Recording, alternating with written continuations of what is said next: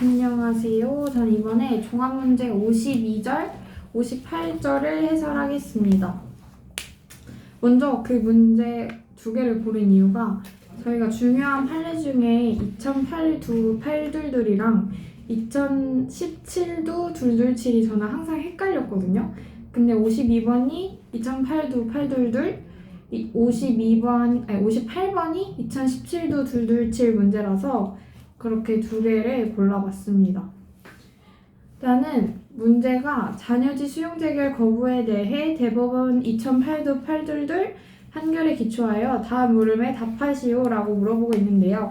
이 문제 자체가 딱히 상황이 제시된 게 없고 그냥 판례의 내용에 대해 물어보고 있잖아요. 2008도 8둘둘은 자녀지 수용 재결 거부에 대한 불복 방법.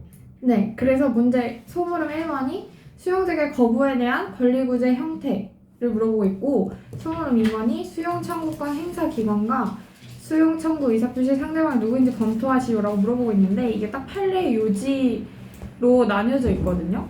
판결 요지로. 그래서 저는 일단 목차를 보통 로마자 목차 1번은 논점의 정리를 잡잖아요. 근데 저는 지금 논점의 정리라고 쓸 게 없는 것 같아서 저는 자녀지 수용 청구를 썼거든요. 그래서 자녀지 수용 청구하고 의미 취지랑 요건, 저희 자녀지 수용 청구 요건이 성립 요건이랑 판단 요건이 있잖아요. 그 두 개 다 적어줬고요. 그 다음이 이제 물음 1번에서 물어보고 있는 수용 재결 거부 시 권리구제 방법을 썼습니다. 근데 여기 책에도 판결 요지 나와 있는데 이 판결 요지 대가로 1번 1 저희가 또 두 파트로 나눠볼 수 있을 것 같아요. 그래서 그 두 파트를 어떻게 나누냐면 딱 밑줄 쳐져 있는 부분을 읽어보면 자녀지 수용 청구권은 손실보상의 일환으로 토지 소유자에게 부여되는 권리로서 그 요건을 구비한 때에는 자녀지 수용하는 토지수용위원회의 재결이 없더라도 그 청구에 의해 수용의 효과가 발생하는 형상권적 성질을 가짐으로까지 해서 저는 한번 끊었거든요. 이렇게 하고 여기 제목을 달았는데 뭐라고 달았냐면 자녀지 수용 청구권의 법적 성질이라고 달았어요. 근데 저희 소물음 1번에서 권리구제 방법을 물어보고 있잖아요. 근데 권리구제 방법을 알려면 법적 성질을 먼저 알아야 되니까 답안지에도 이렇게 법적 성질 쓴 다음에 판례 내용 그대로 써줬고요. 그 밑에 권리구제 방법을 써줬는데 이 판례에서 판결요지 1번 밑에 부분 세 줄이 불복 방법의 내용이거든요. 그래서 자녀지 수용 청구를 받아들이지 않은 토지수용위원회의 재결에 대해 토지 소유자가 불복하여 제기하는 소송은 토지보상법 제85조 제2항에 규정되어 있는 보상금의 증감에 관한 소송에 해당하여 사업시행자를 피고로 해야 한다. 이 내용을 써줬습니다. 그리고 이 문제가 20점짜리 답안이거든요. 그러면 저희가 4페이지를 써줘야 되잖아요. 근데 이 4페이지에 제 생각에는 소물음 1번, 2번의 내용으로는 4페이지를 절대 채울 수 없다는 생각이 들어서 저는 그 밑에 저희가 보상금 증감 청구 소송을 제기해야 한다고 했으니까 보상금 증감 청구 소송의 내용을 써줬습니다. 한 5점 정도 분량으로 써준 것 같고요. 그렇게 한 다음에 물음 2번 수용 청구권 행사 기간 및 상대방에 대해서 또 답을 써야 하는데 판결 요지 2번을 보시면 이 2번도 두 파트로 나눌 수 있을 것 같아요. 그래서 저는 2번을 어떻게 나눴냐면 밑줄 쳐져 있는 부분부터 시작해서 자녀지 수용 청구권은 사업 시행자 사이에 매수에 관한 협의가 성립되지 아니한 경우 일단의 토지 일부에 대한 관할 토지수용위원회의 수용 재결이 있기 전까지 관할 토지수용위원회에 하여야 하고 자녀지 수용 청구권의 행사기간은 제척기간으로서 토지 소유자가 그 행사기간 내에 자녀지 수용 청구권을 행사하지 아니하면 그 권리가 소멸한다. 까지 해서 또 제목을 달았습니다. 제목은 자녀지 수용 청구권의 행사 기간으로 달았고요. 이 내용을 그대로 답안에 써볼 수 있을 것 같고 그 다음에 또 물음에서 물어보고 있는 게 수용 청구 의사표시의 상대방이거든요. 그래서 이것도 또한 판례에서도 똑같이 목차를 잡을 수 있을 것 같은데 판례에서 보면 그 밑에 내용에 판결요지 2번 끝부분에 보시면 잔여지 수용 청구의 의사표시는 관할 토지수용위원회에 하여야 하는 것으로 관할 토지수용위원회가 사업 시행자에게 잔여지 수용 청구의 의사표시를 수령할 권한을 부여하였다고 인정할 만한 사정이 없는 한 사업 시행자에게 한 잔여지 매수 청구의 의사표시를 관할 토지수용위원회에 한 잔여지 수용 청구의 의사표시로 볼 수는 없다. 이 내용을 그대로 써줬습니다. 이렇게 해서 52절은 좀 간단하게 끝냈고요. 사실 52절은 판례 편성에 대한 내용이니까 그냥 다 암기해야 되는 것 같습니다. 오, 근데 이렇게 어디서 어디까지 끊고 하는 거 알려주는 거 되게 좋은 것 같아요. 저는 항상 판례를 좀 그렇게 끊어서 읽어서 아니면 판례는 저희가 문장이 이래서 이렇고 이래서 이렇고 정말 끝나지 않잖아요. 어떻게 네. 보면 한 문장이 정말 3-4줄 이럴 때도 있는 것 같아서 저는 항상 꼭 끊습니다. 그렇게 하고 58번으로 가보면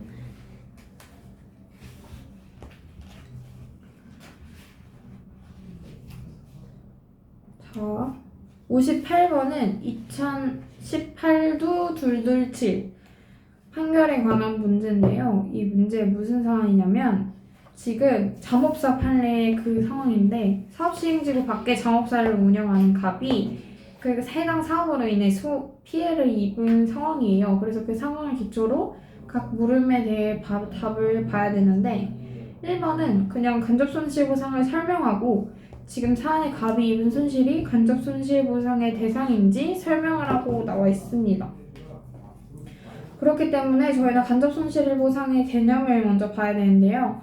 지금 보면은 이 소물음 1번이 제일 간단해 보이는데 20점 배점이거든요. 20점이면 저희 4페이지를 써야 하잖아요. 그러면 간접손실보상의 개념에 대해 저는 좀 구체적으로 작성해줘야 된다고 생각을 했어요. 왜냐면 사안에 갑이 입은 손실이 간접손실보상 대상인지 해당하는 거는 저는 길어봤자 5점 분량이라고 생각하거든요. 이게 요건에 해당하는지 아닌지 그래서 대상인지 아닌지 이것만 딱 확인하면 되기 때문에 이 앞에 공익사업 시행지구 밖에 간접손실보상에 대해 설명하는 내용을 15점 정도를 생각하고 저는 썼습니다. 그래서 의의 및 취지를 먼저 써줬고요. 의의 및 취지 작성하실 때 옆에 책에도 보면은 그냥 79조라고 나와 있더라고요. 그리고 제가 스터디 풀 때도 똑같이 79조라고 썼는데 코멘트를 2항을 꼭 적어야 한다. 맞아. 코멘트를 받아서 여러분도 꼭 2항을 간접손실보상이면 79조 2항이다. 그래 작성해 주시길 바라고요. 그리고 이제 간접손실보상의 의의 및 취지를 설명한 다음에 저는 간접손실보상의 유형을 설명해줬습니다. 왜냐면 간접손실보상은 원래 간접침해보상이랑 간접손실로 나뉘어 있다가 최근 판례가 얘를 둘 다 한꺼번에 본 거잖아요. 그래서 그 유형을 나눠서 써줬고요. 간접손실보상의 법적 성질을 그냥 간략하게 설명을 해준 다음에 간접손실이 손실보상 대상에 해당하는지도 저는 써줬습니다. 어떻게 썼냐면 간접손실이 헌법 제23조 제3항의 손실보상에 해당하는지가 문제되는데 부정설과 긍정설의 견해가 대립하고 판례는 간접손실이 손실보상 대상에 해당한다고 판시하였다 라고 써줬습니다. 그리고 검토를 저희가 항상 꼭 써야 되는데 검토를 뭐라고 썼냐면 생각건대 간접손실은 적법한 공용침해로 인해 필연적인 손실인 점을 비추어 볼 때 헌법 제23조 제3항의 손실보상에 포함시키는 것이 타당하다고 생각된다 라고 검토를 써줬습니다. 저희가 스터디에서도 채점해 주실 때 보면 알 수 있듯이 검토를 정말 꼭 써야 하거든요.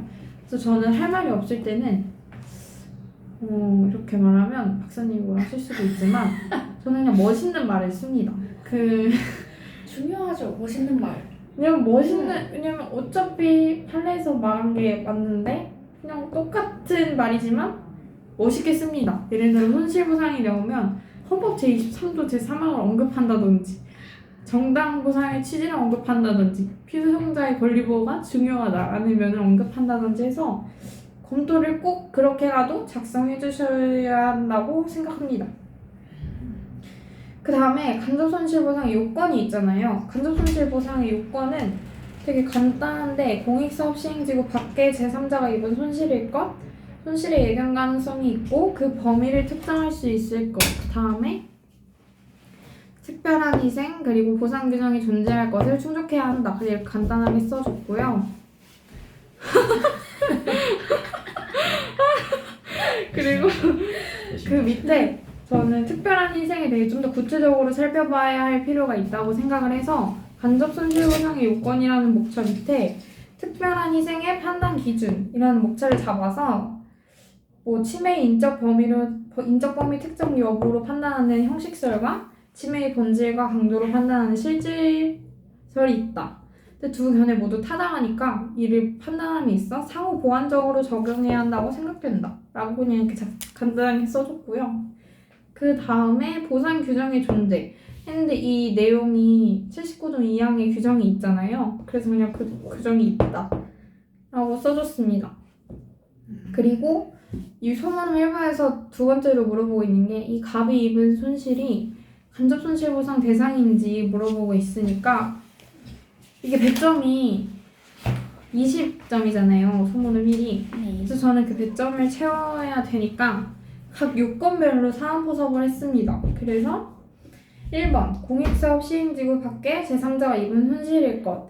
이 밑에는 갑이 호남 고속철도 위에서 작업사를 운영하진 않았잖아요. 그쵸. 그러니까 밖에서 헤어나가 피해를 입었으니까 이 요건을 충족한다 라고 썼고요. 그리고 여기서 보면은 농립과학원 조사 결과라고 되어 있어요. 그래서 예견 가능성과 특정성을 충족한다. 그리고 매출 자료도 있으니까 그래서 그렇게 썼고요. 특별한 희생 발생 여부. 사실 이건 좀 어떻게 보면 주관적이라고 생각되는데 저는 30% 이상 폐사를 하였다라는 점이 문제가 나와 있거든요. 그래서 저는 이거를 들어서 재산권에 내재된 일반적인 사회적 제약의 수준을 넘어선 것이라고 판단된다 라고 썼습니다. 그리고 보상 규정의 존재. 이거는 토지부상법 시행규칙 제64조 제1항 제2호에서 그 밖의 사유로 휴업이 불가피한 경우 이게 소문을 2번에서 물어보고 있는 내용이기도 한데 라고 규정하고 있다. 왜냐면 2번에서 또 써야 되니까 그렇게만 쓰고 넘어갔고 그래서 이 요건에 다 해당이 되니까 마지막으로 또 소결 같은 목차를 하나 더 잡아서 사안의 갑은 이걸 다 충족하니까 손실보상 대상이 된다 라고 마무리하고 다음 물음으로 넘어갔습니다. 깔끔해요. 그래서 물음 2번을 해야 되는데 이 물음 2가 공익사업의 시행 결과로 휴업이 불가피한 경우가 포함되는지 여부를 설명하시오거든요. 사실 이게 그 내용이 그대로 판례에 나와 있고 이게 아마 저희 스터디 때도 나왔던 걸로 제가 기억을 하거든요. 아마 그랬을 거예요. 근데 솔직히 이거 너무 자주 봐가지고. 그쵸? 근데 저는 이거를 봤는데 5점이었다면 정말 망설임 없이 썼겠지만 이게 10점이면 2페이지를 써야 되잖아요. 그쵸. 근데 저는 항상 판례 하나만 쓰고 검토 쓰고 이걸 끝냈었는데 이 내용을 어떻게 하면 이 10점을 채울까라는 생각이 들어서 고민을 하다가 또 판례를 제가 판례 목차를 나누는 걸 좋아한다고 말씀드렸잖아요. 그래서 판례를 좀 나눠봤습니다. 그래서 저는 판례를 어떻게 나누냐면 공익사업 시행지구 밖의 영업손실이라고 해서 지금 요 교재 이 부분에 판례 전문이 없는데 판례 전문을 나중에 보시면 판례 전문이 없어요. 보시면 있을 거예요. 그래서 저는 목차를 어떻게 잡았냐면 공익사업 시행지구 밖의 영업손실보상의 특성 그리고 토지보상법 79조 2항 규정의 해석 그리고 마지막으로 공익사업 시행 결과로 휴업이 불가피한 경우가 포함되는지 이게 지금 물음에서 물어보고 있는 거잖아요. 근데 이거를 설명하기 위해 난 앞에 2개 판례도 썼다 이런 같은 판례지만 같은 그 내용도 썼다 라는 느낌으로 했고요. 그래서 어떻게 내용을 설명드리자면 공익사업 시행지구 밖에 영업손실의 특성은 이게 전 처음에 이해가 잘 안 갔거든요. 이게 무슨 내용이냐면 그 공익사업 시행지구 밖의 영업손실은 막 이거다 할 정도로 뭔가 특정성도 없고 그 시기도 다양하고 종류도 너무 다양해서 그거를 고려해야 한다라는 내용이에요. 그래서 그대로 읽어드리자면 공익사업 시행지구 밖 영업손실은 사업 시행과 동시에 발생하는 경우도 있지만 공익사업에 따른 공공시설의 설치로 발생되는 경우도 있어 그 발생 시점이 다양하므로 영업손실을 입은 자가 그 내용을 구체적으로 특정하여 주장하지 않으면 사업 시행자로서는 영업손실금 보상금 지급 의무의 존부와 범위를 구체적으로 알기 어려운 특성이 있다라고 판례 그대로 써줬습니다. 그리고 이게 토지보상법 79조 2항 규정의 해석이라고 적었는데요. 이게 어떤 내용이냐면 지금 이 문제에서 그 시행규칙 64조 제1항 제2호에 공익사업 시행으로 인한 그 밖에 부득이한 사유로 일정 기간 동안 휴업이 불가피한 경우를 물어보고 있잖아요. 근데 그게 그 규정에 대한 지금 판례가 해석을 해준 거거든요. 그래서 판례는 뭐라 그랬냐면 해당 규정이 손실보상의 요건으로서 공익사업 시행지구 밖에서 발생하는 영업손실의 발생 원인에 관해 그 밖에 부득이한 사유라는 추상적인 일반 조항을 규정한 것은 간접손실로서 영업손실의 특성을 고려한 결과이다. 근데 이 특성이 방금 앞에 목차를 잡았던 공익사업 시행지구 밖의 영업손실의 특성 이거예요. 그래서 둘 다 써줬고 마지막으로는 이 문제 답이 되는 그 판례를 그대로 써줬습니다. 부상 대상이 된다. 왜냐면 이 마지막 그 답이 되는 부분을 여러분들도 많이 보셨을 거니까 그대로 읽는 건 뭐 의미가 없을 것 같고요. 그리고 검토에 들어가는 검토는 또 쓸 내용이 없기 때문에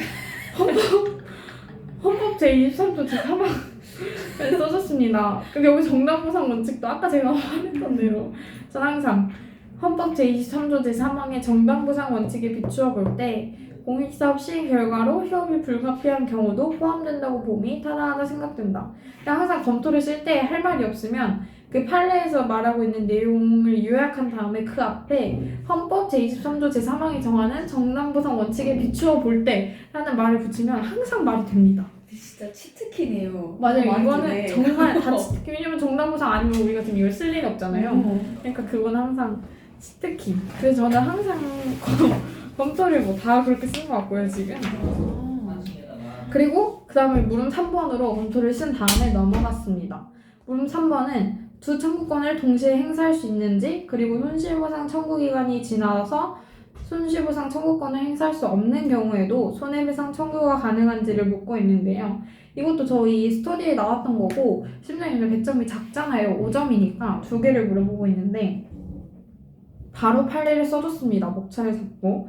그래서 아라비아 숫자 1번 양자의 청구권을 동시에 행사할 수 있는지 여부를 써줬고요. 동시에 행사할 이중배상이니까 동시에 행사할 수 없다는 알고 계시죠? 그렇게 한 다음에 2번에서 물어보고 있는 게 손실보상 청구기간 도과 시 손해배상 청구가 가능한지를 묻고 있잖아요. 이게 손실보상과 손해배상이 양자의 별개의 청구권이니까 판례에서 그렇게 설명해주고 있거든요. 그래서 가능하다. 근데 그 대신에 손해배상 요건을 충족해야겠죠. 그래서 그렇게 써줬습니다. 그리고 물음 4 마지막.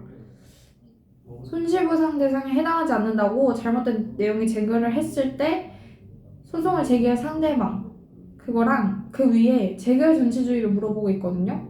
근데 이것도 두 개를 물어보고 있는데 5점이니까 각각 그냥 목차 하나씩 잡고 바로 판례 내용을 써줬습니다. 그래서 영업손실보상을 받기 위해서는 토지보상법 34조 제50조에 규정된 재결 절차를 거쳐야 하고 그에 대해 불복이 있을 경우 비로소 토지보상법 83조 내지 85조에 대로 인해 권리구제가 가능하다. 그냥 그 내용을 써줬고요. 밑에는 재결에 대한 불복. 이거는 진짜 많이 한 그거잖아요. 뭐 사실을 오인하거나 법리를 오해하고 잘못된 내용을 제공했을 때 85조 2항 보증소 그리고 사업시행자 상대로 한다 라고 써줬습니다. 근데 이게 왜 무조건 외우긴 해야 되는데 저는 왜 보증소일까를 잠깐 생각을 해봤거든요. 아주 잠깐이긴 한데 왜냐면 시간이 없잖아요. 답안을 써야 되는데 그래서 제 나름대로 생각을 해보기에는 어차피 보상금을 주는 건 사업시행자잖아요. 근데 지금 어떤 보상 항목이 해당되는데 안 된다고 판결을 해서 이에 대해 불복을 하는 겸 보상 항목을 늘려서 더 많은 보상금을 받기 위해서니까 결국에는 보상 항목의 포함은 보상금. 저는 이런 생각을 들었거든요. 그래서 그러면 보상금 어차피 사업시행자한테 주니까 보증서를 제기해야 되는 거 아닌가? 저는 이렇게 생각을 했습니다. 아주 전에 이것도 스터디에 나오지 않았나요? 다 나왔을 거예요. 그쵸. 이거 스터디에 나왔을 때 박사님도 약간 비슷한 맥락으로 말씀하셨던 것 같아요. 그러니까 취소 소송이랑 보증소랑 둘 다 할 수는 있는데 취소 소송이 실익이 없다? 뭐 이렇게 말씀하셨던 것 같은데. 왜 실익이 없는 걸까요? 그 보상 대상. 어차피 네. 그거니까. 아마 그래서 그랬을 거예요.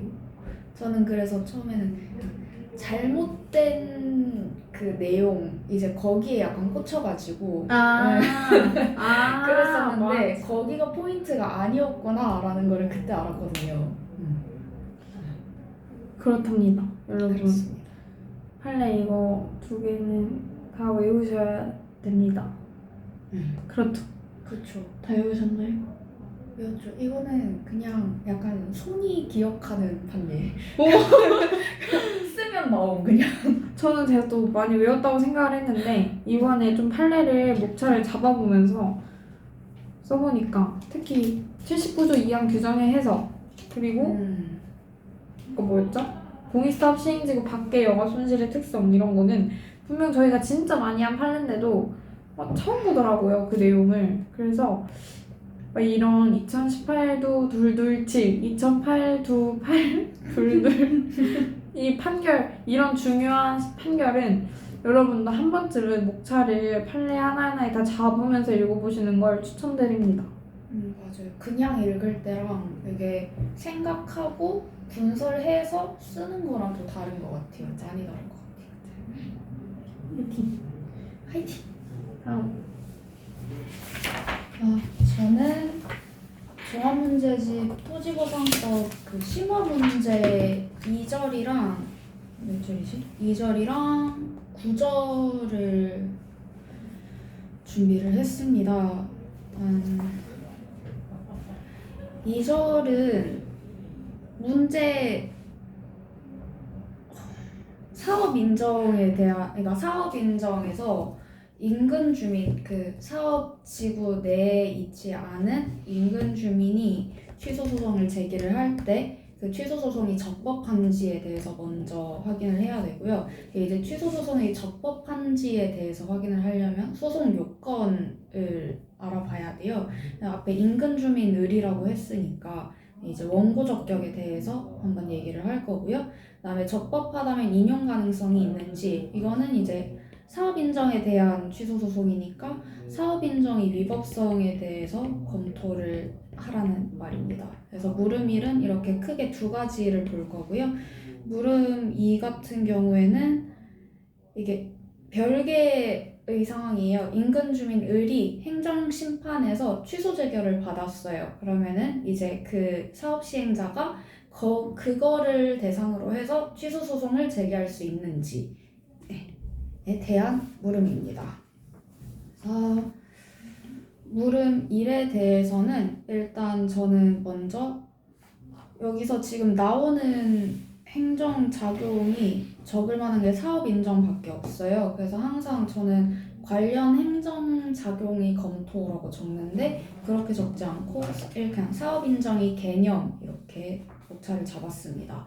그래서 가로 1 사업 인정이 의의 및 취지 해서 공영 수용이 1단계 절차로 토지 등을 수용 또는 사용할 사업으로 결정하는 것을 말한다. 원활한 공익사업 시행과 국민의 사전적 권리 구제의 취지가 있다. 이 정도로 적어줬고요.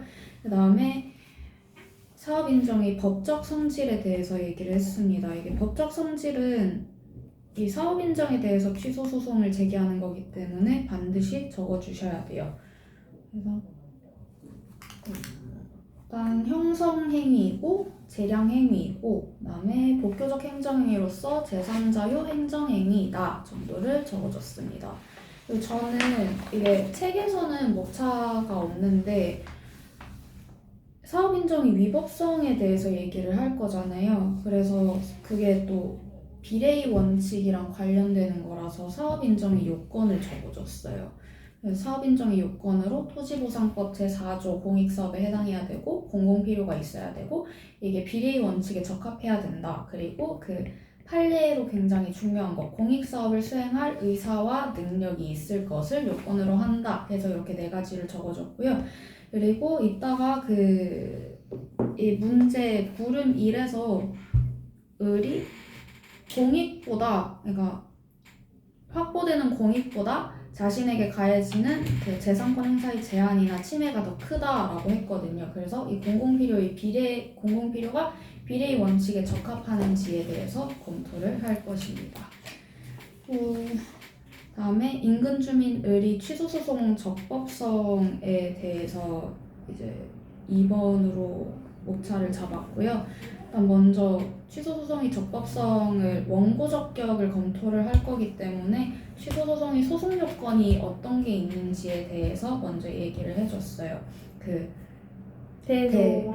대서관전 기관 B. 맞아요. 네. 그거를 먼저 쭉 적어주고 일단 다른 요건을 모두 충족한다고 보고 원고 적격을 검토를 하겠다라고 얘기를 해줬고요. 그 다음에 이제 원고 적격 여부에 대해서 검토에 들어갔습니다. 원고 적격 특히 인근 주민이잖아요. 이 경우에는 원고 적격의 의의를 먼저 적어주고 그다음에 법률상 이익이 있는 자에 대해서 법률상 이익의 의미랑 법률의 범위에 대해서 적어줍니다. 법률상 이익의 의미는 학설, 판례, 검토 이렇게 3개로 나눠서 목차를 나눠서 적어주시면 되고요. 학설은 이게 있지 않았나요? 두 문자가? 두 문자 아닌가?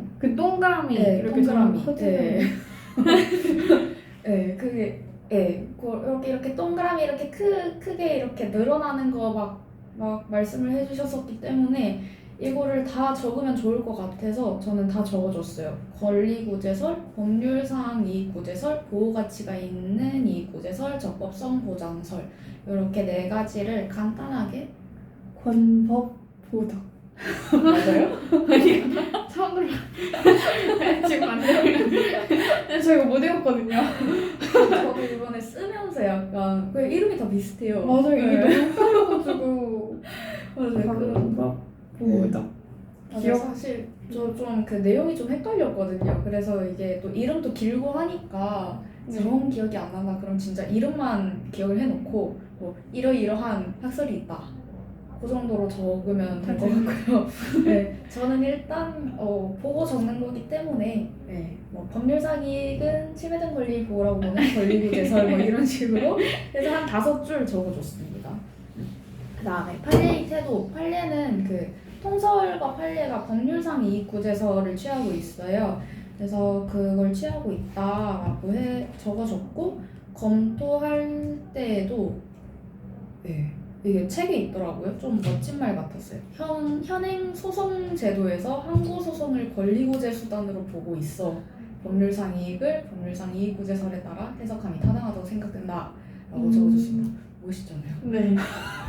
검토에는 멋있는 말 쓰는 게 되게 좋은 것 같아요. 약간 솔직히 쓸 말 없기 때문에 특히 이런 거 잘 모르겠는 거는 이제 진짜 맞아요. 검토 쓸 때 뭐라 적어야 될지 모르겠단 맞아요. 말이에요. 그래서 이런 거 좀 멋있어 보이는 거 하나씩 기억을 해뒀다가 적어주시면 좋을 것 같습니다. 그래서 법률상 이익의 의미에 대해서는 법률상 이익구제설로 결론을 내렸고요. 이제 이 법률상 이익에서 법률의 범위에 대해서 얘기를 하시면 됩니다. 이것도 학설이랑 판례가 있는데 이걸 나눠서 적을 수도 있는데 제가 이거 학설을 그냥 한 2줄만 적어서 학설 2줄, 판례 3줄 해서 한 목차 안에다가 적었어요. 그래서 학설은 이제 근거 법률이랑 관계 법률까지 포함된다는 견해가 있고 거기에 더 플러스해서 헌법상 기본권이랑 이거 민법상 일반 원칙까지 포함하는 견해 이렇게 2가지가 있습니다. 네, 판례도 계속해서 확대해가는 경향이 있고요. 그래서 연탄공장 허가 취소 소송에서 연탄공장 허가 취소 소송에서 관계법률까지 포함을 했던 적이 있어서 그것도 이제 좀 더 구체적으로 작성을 하시면 도움이 될 것 같습니다. 그래서 이렇게 원고 적격에 대해서 학설이랑 판례해서 목차를 쭉 잡았고요. 마지막에 소결처럼 사안의 경우를 적어주시면 될 것 같아요. 저는 그냥 학설 및 판례의 입장에 비추어 환경영향평가법까지 고려할 수 있을 것이라고 보고 인근 주민을은 그래서 그 법상 보호해야 할 법률상 이익이 있는 자에 해당하기 때문에 취소 소송을 제기할 수 있다.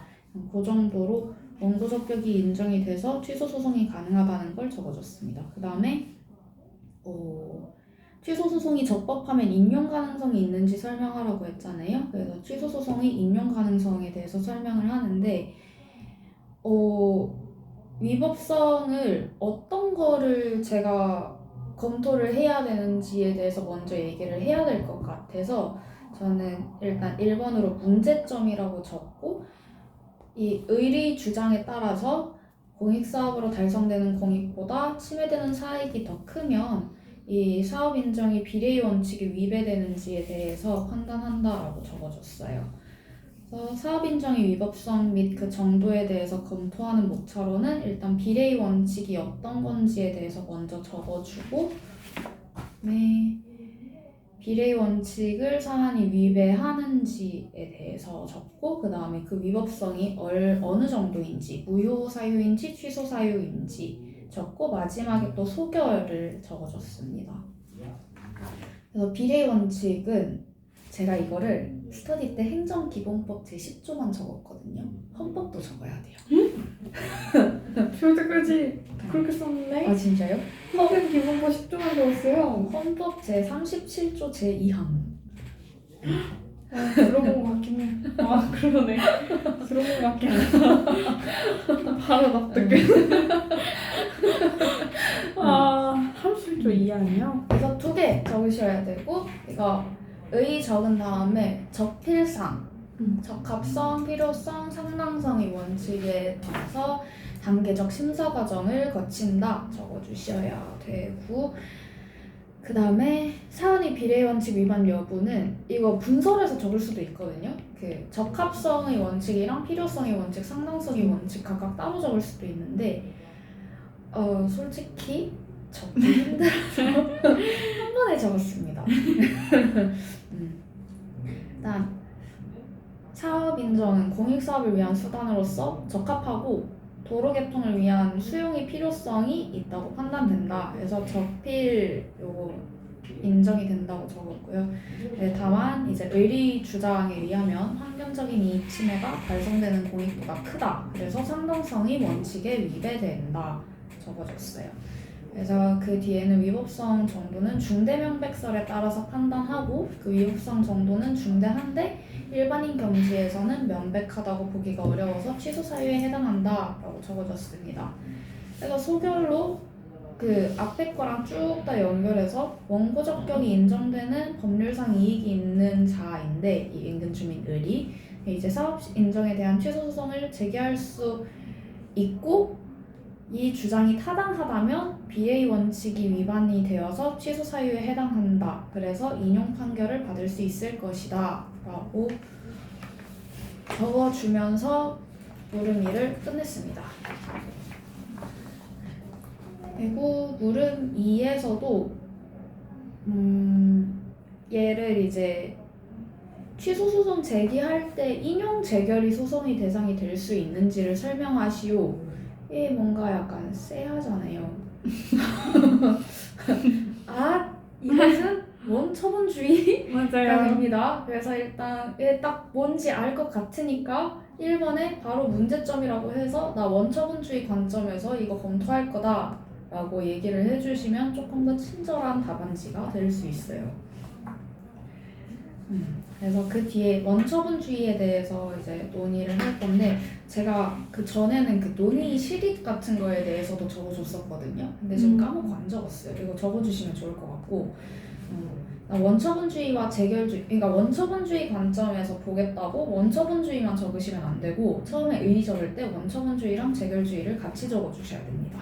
그 다음에 판례의 태도는 저는 이거 기존이랑 최근 판례 이렇게 나눠가지고 적었는데 기존 판례는 뭐 재결주의 입장을 취한 바 있다 뭐 이 정도로 한 줄 적어주고요. 그 다음에 최근 판례는 뭐 행정소송법 19조랑 그 토지보상법 83조 이의신청 뭐 요거에 비추어서 원처분주의 입장을 취한다 이렇게 간략하게 적어줬어요. 그다음에 검토는 재결주의를 취할 때의 단점 여기 책에서는 재결주의 문제점이라고 적혀 있는 거 저는 이거를 바로 검토에다가 썼고요. 재결주의를 취했을 때 행정심판을 제기한 후에 재결이 없으면 다툴 수가 없고 원처분도 다툴 수가 없고 그다음에 원처분 자체의 집행정지가 불가능한 점 뭐 이런 점들을 고려했을 때 원처분주의를 취하는 판례 입장이 타당하다고 생각된다 라고 적어줬습니다. 다음에 이제 인용재결이 소송의 대상이 될 수 있는지에 대해서 검토를 할 건데 이거는 제가 두 개로 나눠서 적었어요. 일단 재결 자체에 고유한 위법이 있는 경우랑 재결 자체에 고유한 위법이 없는 경우 이렇게 두 가지로 적었고 이게 판례가 있어요. 그래서 이 판례를 원문을 보시면 좋을 것 같은데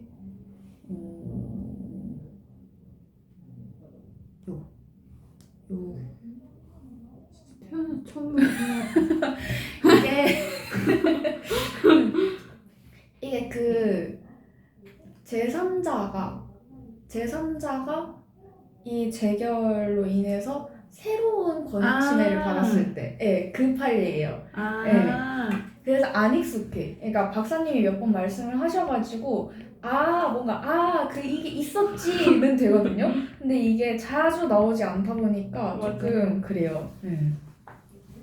이거를 제가 앞에 판례의 태도에서 제가 되게 빨리 얘기한다고 말씀을 안 드렸는데 이게 행정소송법 19조 얘기를 할 때 19조가 재결 취소 소송에 대해 재결 자체에 고유한 위법이 있는 경우로 하라고 있거든요. 이제 그 내용을 같이 적어줬었어요. 그래서 이제 뒤에 취소 소송 대상 검토할 때 그 고유한 위법이 있는 경우 없는 경우를 나눠서 적었고 이 고유한 위법이 있는 경우가 어떤 것인지에 대해서도 적어줬습니다. 재결 자체의 고유한 위법이라는 거는 이제 저희 위법 그 하자를 얘기를 할 때 주체, 형식, 절차, 내용상 하자를 얘기를 하잖아요.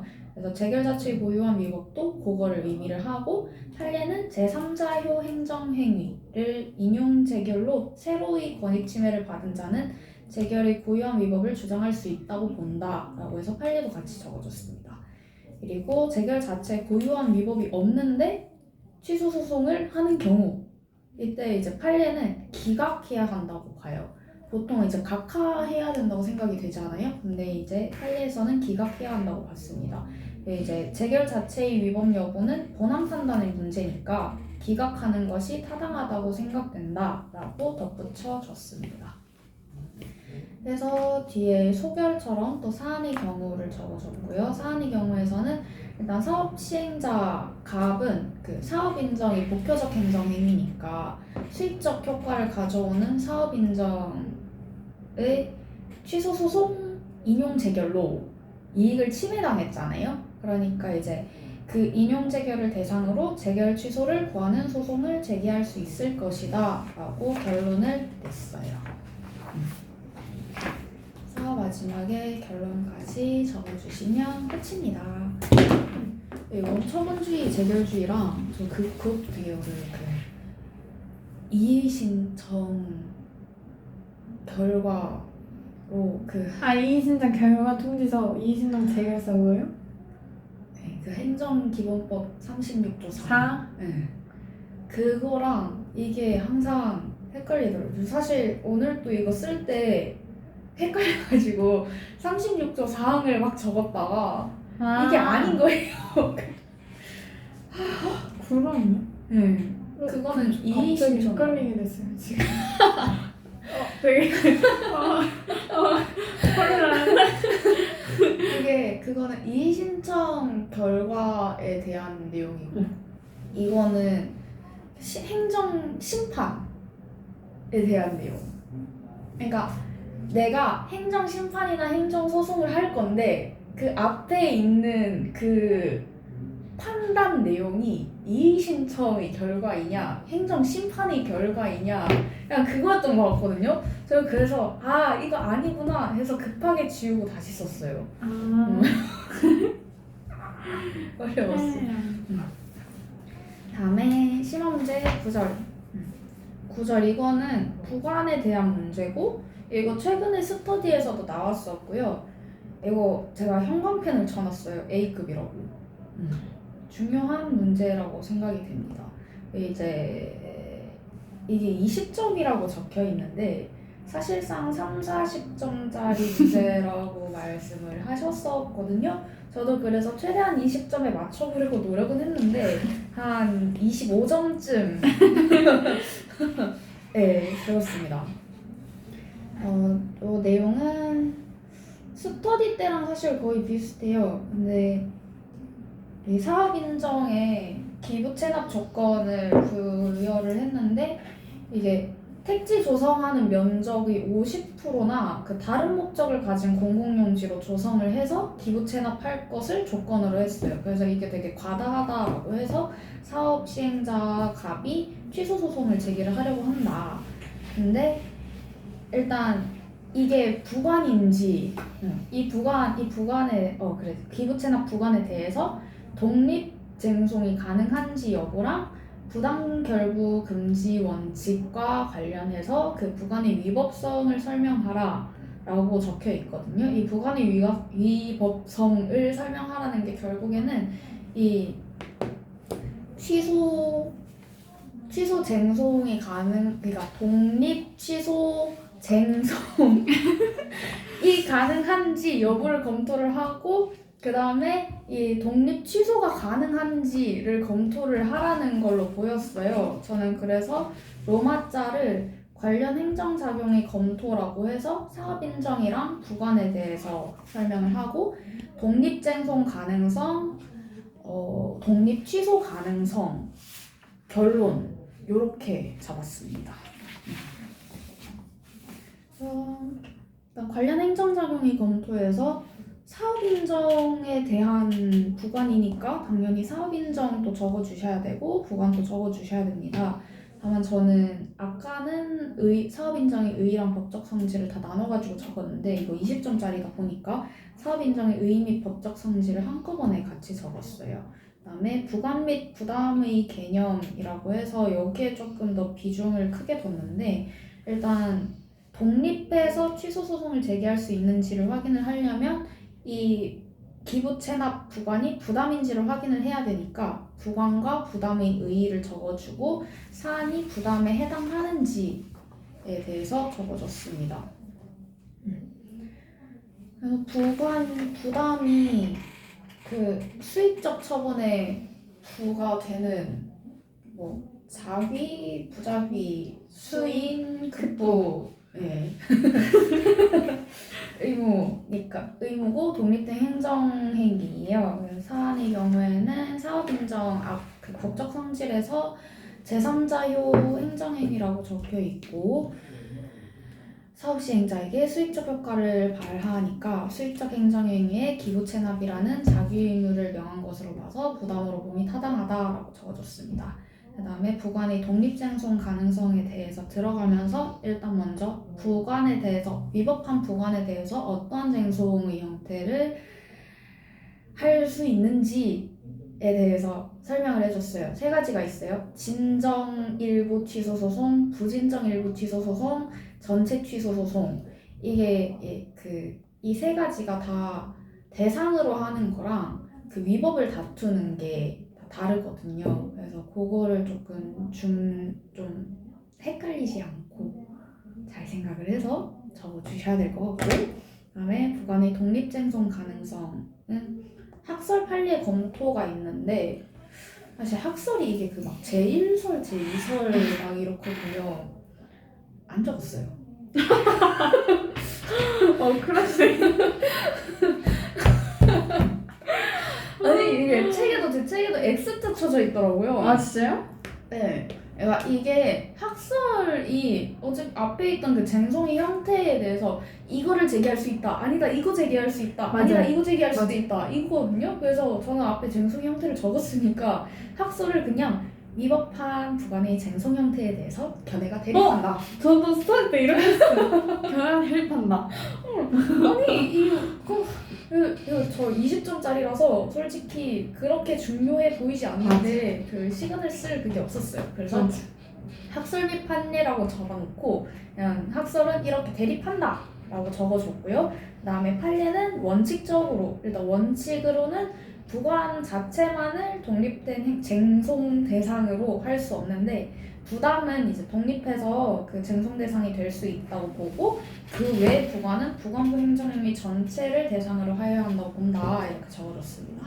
그래서 검토로 부담은 그 법적 성질이 독립된 행정행위잖아요. 그래서 독립하여서 소위 대상으로 삼을 수 있다고 봐서 진정일부 취소 소송이 가능하다고 보니 타당하다 적어졌습니다. 그리고 항상 이렇게 로마자 하나씩 끝날 때 검토는 사안의 경우, 이 문제 같은 경우에는 사안이 있잖아요. 이렇게 사례가 있으니까 사안의 경우를 꼭 적어주시면 좋을 것 같습니다. 저는 그래서 이 기부 체납 조건이 부담에 해당하므로 독립된 행정행위로서 부담만을 소위 대상으로 하여 취소 소송으로 다툴 수 있다라고 적어줬어요. 그다음에 로마자 다음 걸로 부관의 독립 취소 가능성에 대해서 적을 때 저는 일단 부관의 위법성 검토를 먼저 했어요. 부관의 위법성 검토를 하면서 부당결부 금지 원칙을 바로 들어갔습니다. 그래서 부당결부 금지 원칙의 의의랑 뭐 직접적인 인과관계가 있어야 하고 뭐 그 실체적 관련성 같은 거 있잖아요. 그런 거 따로 떼서 적을 수도 있는데 이게 배점이 진짜 막 3, 40점이면은 아예 그거를 따로 떼가지고 뭐 막 2개씩 이렇게 탁탁 이렇게 적으면 되는데 저는 그렇게 할 수가 없어서 그냥 한꺼번에 적었어요. 그러고 바로 사안의 경우로 들어갔고요.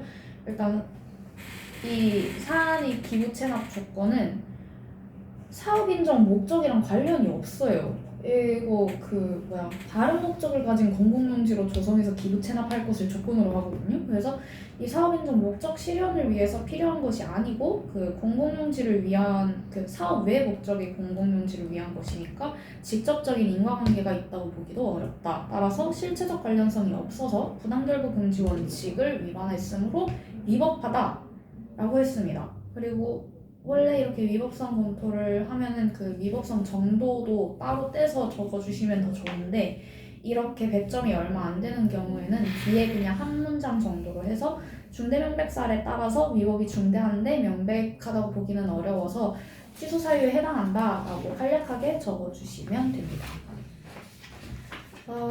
다음에 부관의 위법하잖아요. 그래서 이제 그거에 대해서 독립 취소가 가능한지에 대해서 학설 판례 검토가 있는데 판례를 적었어요. 학설 있지 않나요? 여기 학설? 학설 이거 학설은 왜 뺐을까요? 왜 학설이 뭐였을까? 근데 이것도 학설에 막 이름이 붙으신 게 아니라 그냥 이거 되고 이거 안 되고 이거 안 되고 이거 되고 이런 느낌이라 가지고 이거 책에 제가 여기 옆에 참고만이라고 적어놨거든요. 그래서 뺐나 봐요. 뭐 학설은 참고하시고 저는 판례의 태도랑 검토를 적었습니다. 이제 판례에서 뭐 부담에 대해서만 진정일부 취소 소송을 인정하므로 뭐 부담에 대하여 부담만을 독립하여 취소할 수 있다고 본다라고 적어줬고, 검토에서도 그래서 부담만을 취소할 수 있다. 독립 취소 가능성 중요한 거. 자, 이거를 스터디 때는 안 적었었거든요. 근데 해당 구간이 주된 행정행위 본질적인 부분인지에 따라서 독립 취소 가능성을 판단하는 것이 타당하다고 생각된다. 이거 책에 있어요. 맞아요. 이거 되게 중요해 보이는데 제가 이걸 안 적었더라고요. 저도 안 적은 것 같아요. 지금 적은 거군요. 구간이 주된 행정의 본질적 부분인지에 따라 맞았는데. 그래서 그거 검토에다가 적어줬고 또 소결로 사안이 경우에다가도 이 사안이 기부 체납 조건이 사업 인정이 본질적인 부분에 해당하지 않으니까 해당 부담만을 대상으로 하여서 진정 일부 취소 소송을 제기하고 권리구제를 받을 수 있을 것으로 보여진다 라고 적어줬습니다. 그래서 또 결론에는 제가 그 앞에 막 택지 조성 면적이 뭐 50% 이런 얘기를 적은 적이 없어가지고 그냥 결론을 조금 더 구체적으로 적어줬어요.